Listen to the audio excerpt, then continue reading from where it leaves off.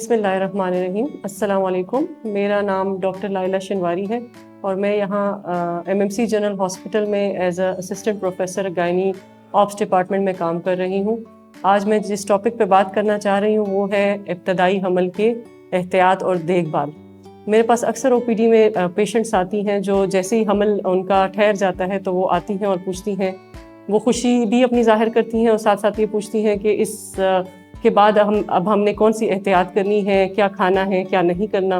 تو اس بارے میں اسپیشلی یہ ویڈیو بنانا چاہ رہی ہوں۔ تو سب سے پہلی بات ہے کہ جیسے ہی حاملہ خاتون کو پتہ چلے کہ اس کا حمل ٹھہر گیا ہے تو وہ کسی بھی قابل یا مستند ڈاکٹر کے پاس جا کے گائنیکالوجسٹ کے پاس اپنا چیک اپ کروائے۔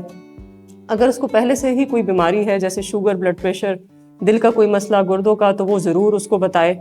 ساتھ ساتھ اپنی پرانی ریکارڈ فائل کو لے کر جائے، اپنی ادویات کا اس کے ساتھ ذکر کرے، اس میں کوئی چینجز کرنی ہو تو وہ پھر اس ٹائم کی جا سکتی ہیں۔ اس کے ساتھ ساتھ ڈاکٹر ان کے کچھ بیسکس خون کے ٹیسٹ اور یورین کے ٹیسٹ کریں گے، ساتھ ساتھ اس کا ایک ابتدائی الٹرا ساؤنڈ جس کو بکنگ الٹرا ساؤنڈ کہا جاتا ہے وہ کروائیں گے۔ جب سب کچھ انشاءاللہ ٹھیک چل پڑتا ہے تو پھر ان کو فولک ایسڈ کی گولیوں کی تجویز دی جاتی ہے جو کہ بچے کے دماغ اور ریڑھ کی ہڈی کے درست نشو و نما کے لیے بہت ضروری ہوتی ہے۔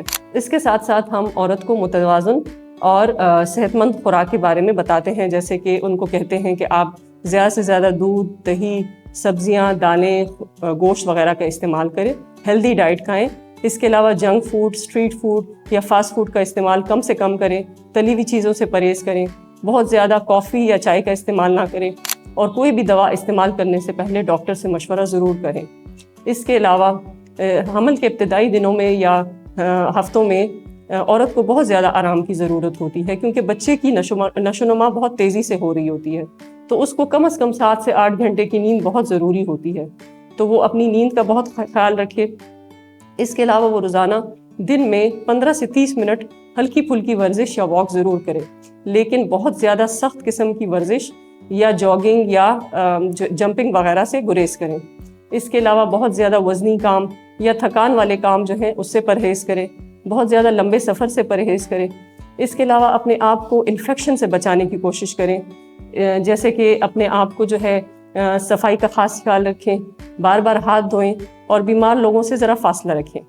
اور سب سے امپورٹنٹ جو بات ہے جو میں کرنے جا رہی ہوں کہ جو علامات ہیں جن کو ہم ڈینجر سائنس کہتے ہیں، اگر وہ اپیئر ہو جائیں جیسے کہ نیچے سے خون آنا یا شدید پیٹ میں درد کا پیدا ہونا یا بہت زیادہ الٹیاں ہونا یا بہت تیز بخار چڑھنا، تو اس علامات کی صورت میں فوراً اپنی قریبی ڈاکٹر سے رجوع کریں۔